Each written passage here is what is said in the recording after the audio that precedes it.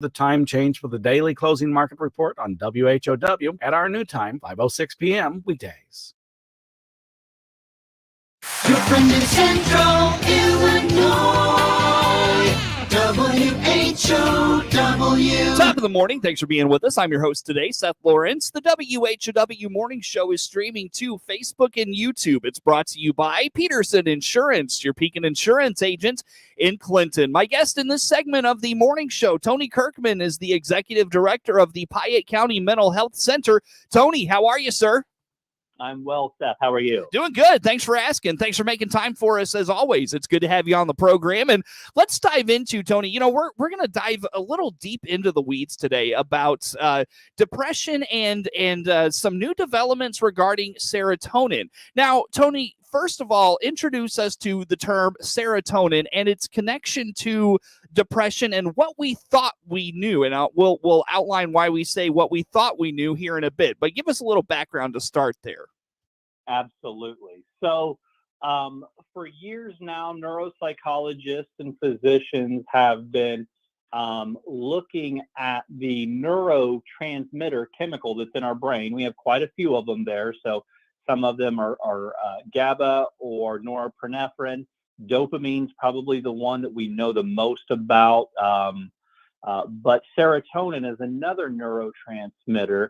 And for a long time, the medical community has been looking at serotonin as a comorbidity of depression. And so the medical community has come up with some antidepressants that are known as SSRI. So that's a selective serotonin reuptake inhibitor. These are some of your more common antidepressants. So Prozac, Zoloft, Celexa, Paxil. What these drugs were trying to do is target those molecules of serotonin so that they could be reuptake within the neural connection of the synapses. So the gap between nerve cell endings. And so for a long time, we were basically saying we have a drop in serotonin, thus it leads to depression. But there's some new research that might challenge that. So tell us about the research, Tony. What are we finding? So it's been quite interesting. And, any time that people spend any time with me, they know that I'm a big dork. So I like reading stuff that applies to mental health. And although I have a basic understanding of neuroscience, it's very interesting to read some of the empirical data. So there's an empirical piece of research that has recently come out from the Journal of Molecular Psychiatry, and it's targeting this idea of serotonin causing depression. And so what they've done is they have put out 6 work groups looking at serotonin, looking at a whole other different amount of molecules like I would butcher these names, but just they're looking at neurochemicals in the brain. And what they're finding out is that depression is significantly more complex than we thought it was. And so they're saying that there is not a complete correlation between serotonin and between depression. So when it comes to that development, Tony, you were telling me before we got started, this really kind of changes how we view antidepressants and their use. Why is that? Well, I mean, as I said earlier, the most commonly known antidepressants like the Paxil or Zoloft are the SSRI type of medication. Now, there are other types of antidepressant medication that we also look at that affects like dopamine or GABA receptors.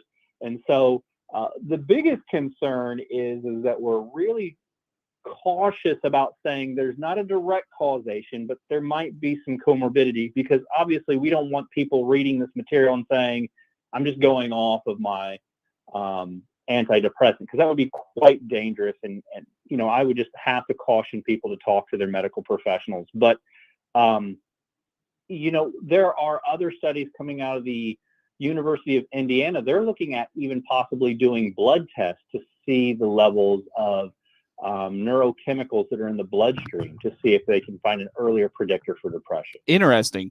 Is that something that is with depression? It feels like that seems to be like a trigger from life experience, but it sounds like maybe we could, like, you could see this coming based on, blood work, basically. Or is that, am I reading too much into that? I think, again, depression is such a multifaceted disorder with so many different causations. So I would probably feel more comfortable of saying that we would have a higher probability rate of being susceptible to depression, but not necessarily essentially predetermination. So similar to kind of the studies that we're seeing with individuals in recovery, where there may be some genetic coding that would increase our probability of having a alcohol or substance use disorder, but not necessarily saying, you're going to be a person of recovery. Mm-hmm. I've got a lot of individuals in my family that sadly are coping with substance use disorder, but because of my own lifestyle choices, I'm aware of those predeterminations, so I avoid alcohol. But again, caffeine, sugar, other things like that, I'm already hooked. Sure. So right, yeah. Tony Kirkman, Executive Director of the Piatt County Mental Health Center, my guest on the phone for today. So, Tony, one thing I'm kind of curious about as someone that has, and I know you and I have talked about this, over the course of our, dialogue together about, exercise and the benefits, and, serotonin is a release from, you release serotonin into your body during exercise. And that's, obviously, a source of, making yourself mentally better, emotionally better, those types of things. Did that change that outlook at all? Yeah, I think that, again, with the brain being so complex, we've got a lot of chemicals floating around in our brain. So, is it the release of serotonin? Is it the endorphins or the dopamine hit that you get off of like a runner's high, or eating a good piece of chocolate? We've got so many things. I guess for me, one of the things that I would be interested in is looking at our neurotransmitters that are being released with people that have a high proclivity to depression, and also looking at the stress hormone cortisol that's released. Because anybody that's suffered with a mental health disorder or has learned to cope with it is, if untreated, if unaware of it, it really does feel like the body is under attack. Mm-hmm. And so when we're stressed or when we feel threatened, the body does release a stress hormone known as cortisol. And again, I'm not much in the psychology department, but I do know enough about therapy that it seems like those two chemicals that would be present in an elevated level in the body would be much, much more easier to predetermine depression. Tony, talk to me a little bit about what you'll be looking for as maybe more developments of this come out or more studies are done. What types of things will you be looking for down the road with this type of research? Yeah, I think the first thing I'm going to be looking at is messaging. This is pretty new, coming out of the Journal of Molecular Psychiatry. It's starting to bleed into some of the news. So, Psychology Today has picked it up. So I'm hoping that the counseling and the psychopharmacology fields are being very careful about releasing this information so that people can make an informed decision. Again, my biggest concern is people reading this and saying, well, see, I told you my SSRI medication wasn't working, I'm going off. That could be very, very dangerous. So I'm looking at messaging. I'm also going to be looking at what type of medication, are the FDA going to be pushing out? Is it going to be more GABA focused? Is it dopamine focused? Is it, as we talked about, doing blood work for cortisol levels? I think the treatment is the part that I'm going to really be watching, because I do believe that psychopharmacology is helpful, and paired with cognitive behavioral therapy, it seems to be our best treatment for coping with mental health issues. Interesting stuff. Tony, final thoughts on this topic before we take a break this morning? The brain is a very complex organ, and I think that as long as, obviously, we got some emotional disdain for depression, but I think it's also our cognitive structuring is, instead of asking, why is this always happening to me? Maybe the question is, how can we grow from it? So while people are going through depression, and I empathize with them, I would say a healthy use of counseling, psychopharmacology, a very healthy support group, and as you already endorsed, physical wellness is really the best form of treatment that we have right now. Tony Kirkman, Executive Director of the Piatt County Mental Health Center, my guest on the phone here for this morning. The morning show streams to Facebook and YouTube, brought to you by Peterson Insurance, your Pekin Insurance agent in Clinton.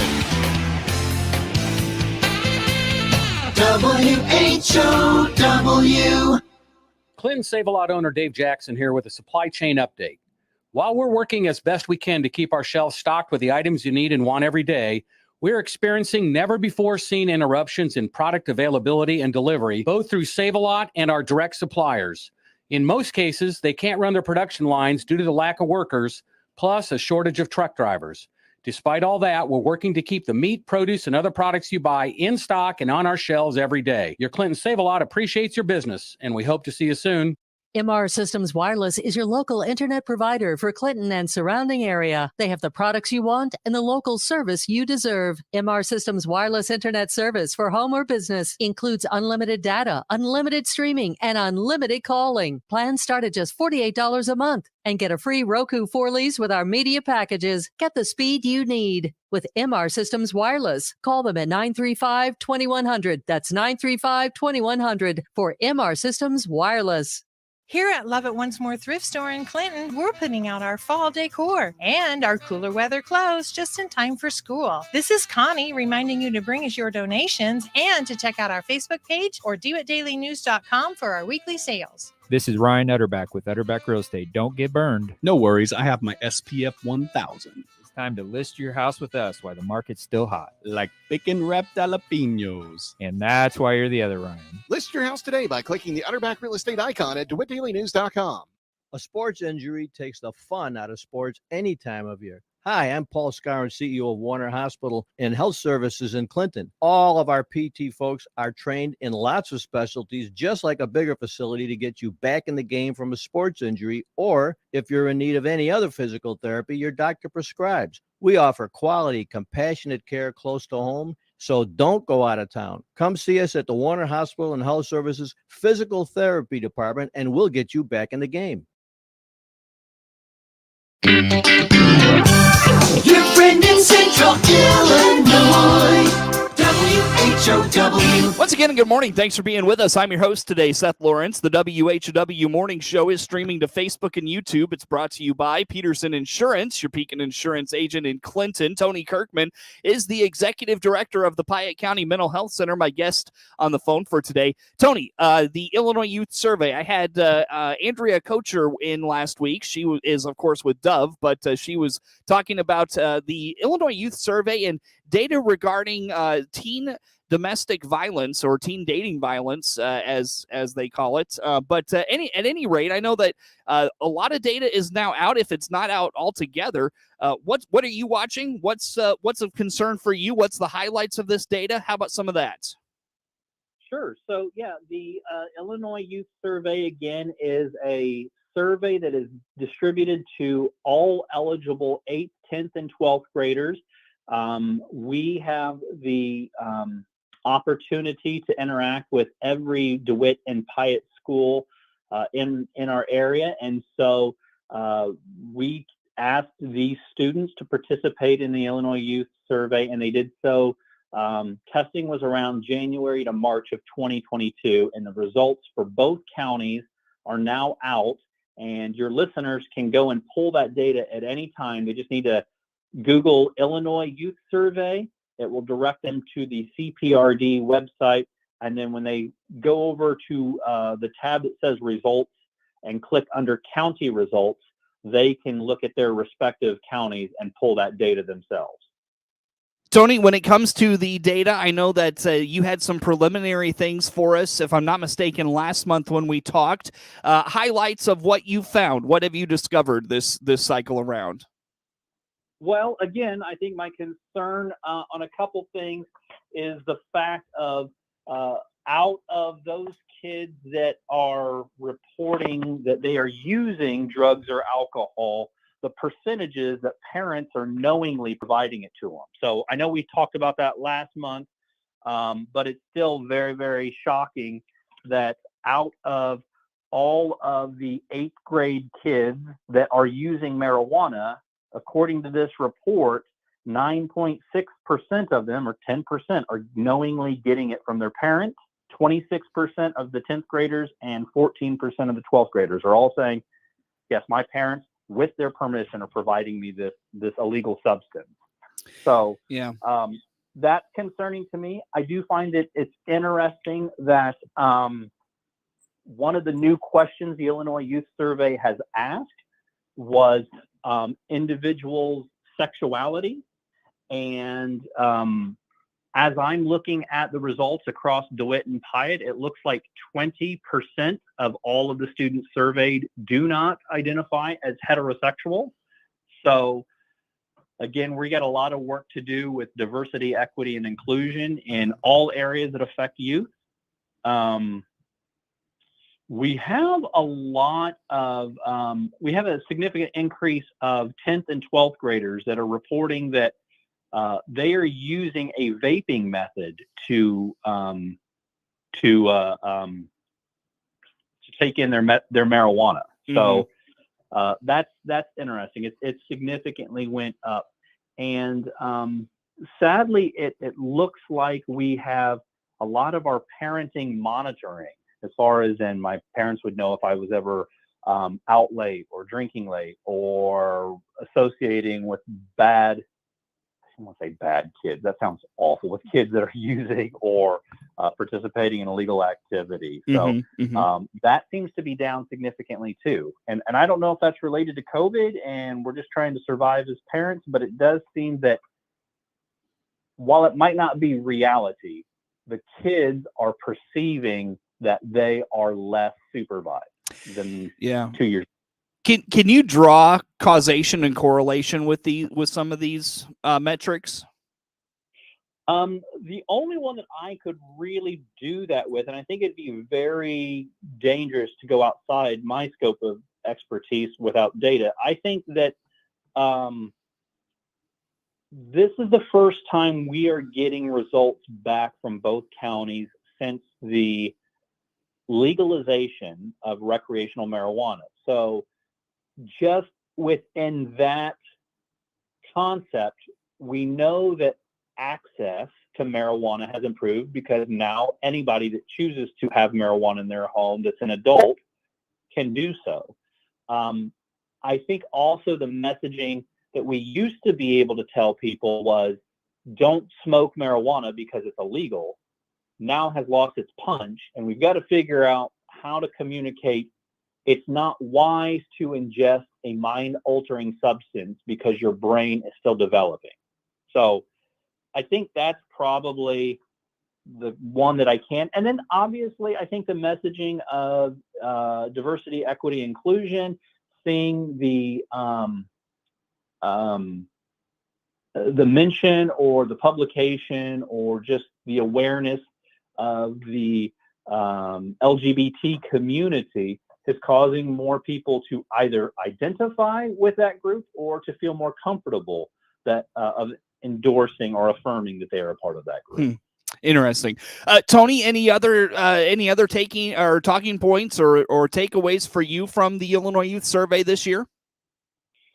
I saw one piece of data that really bothers me, and it really hasn't went up compared to last year or last time we took it, but it's still something that I think that our listeners really need to be watching. Is according to the Illinois Youth Survey, across the board, 8th, 10th, and 12th graders, there is at least 10% of that population that says, other than my parents, I do not have another trusted adult to talk to about difficult items. And so I think we need to quit living our lives in silos. And I'm just going to give a big shout out to Michelle over at the Vault.